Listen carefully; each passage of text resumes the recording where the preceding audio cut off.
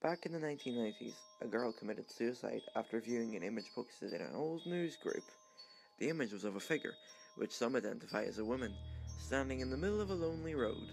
The figure is transparent to the point that its legs are barely visible and is illuminated by an unknown light source coming from the direction of the camera. Whether it's headlights, a handheld flashlight, or the light of the camera itself isn't known for sure, as the actual source of the image has never been identified. No facial features can be made out, but the figure is most easily identified by its long bony appearance, which partly resembles the spider legs. Those who have seen the image or know of its existence have come to know the figure as the Wanderer. The first known Wanderer account occurred in 1996. Jane, a college girl who was visiting her family during the holiday season, has an interest in the paranormal. She saw the Wanderer image on a news group along with a message reading, "Do you see me? I can see you too." Dozens of other users saw the same post. Most didn't think much of it, just that it was somehow funny. Some actually complained that they experienced headaches while they looked at the image, and similar claims have been made by others since. According to Jane's family, she had suffered from nightmares in the nights after seeing the image. She claimed she would wake up, and see the Wanderer outside her window. Sometimes it would scrape the glass with its spider-like limbs, but usually it would just stand there to stare at her.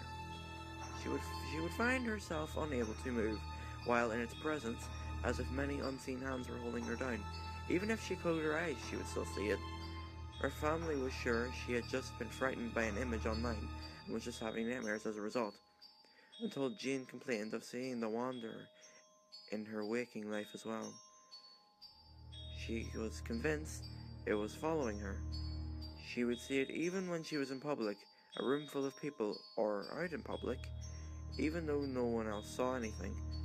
Jane's family feared for her sanity, but only assured that the Wanderer wasn't real. Jane, however, only got worse. She began to go extreme lengths to stay awake at night.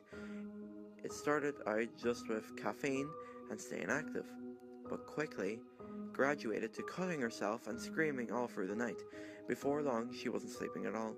She was convinced that if she slept again, the Wanderer would take her. Her family knew that they just couldn't. Her family knew they couldn't just wait and hope for the best. Jane needed help, but when Jane's mother knocked on her daughter's bedroom door, she received no answer. She carefully opened the door, not wanting to disturb or startle Jane, but she still heard nothing. Jane wasn't in bed. She wasn't sitting at her computer. She didn't appear to be in the room at all, until her mum checked the closet. There Jane was found curled up in the corner, blood rended the front of her body. Having drained from the long slit across her throat, she was clutching a blood-stained note which read, "It can't have me now." Jesus. Jane's case is not isolated. Though the rest of the 90s, dozens of others went missing or committed suicide after viewing the image of the Wanderer. Since the turn of the century, despite my best efforts of locating the image, it seems to have disappeared. Recently, though, I posted on a news group asking if anyone had heard of the Wanderer. I've done this many times before, and usually there's one or two people who have heard the story, but no one has seen the image. This time was different. Shortly after posting, I received an email in my inbox. The subject of the email was, "I can see you." The body only read, "Do you see me? I can see you too." There was an image attached with the message. I can't verify whether it's the real Wanderer or not, but I must warn you that if you choose to view the image, you do so at your own risk. Thank you.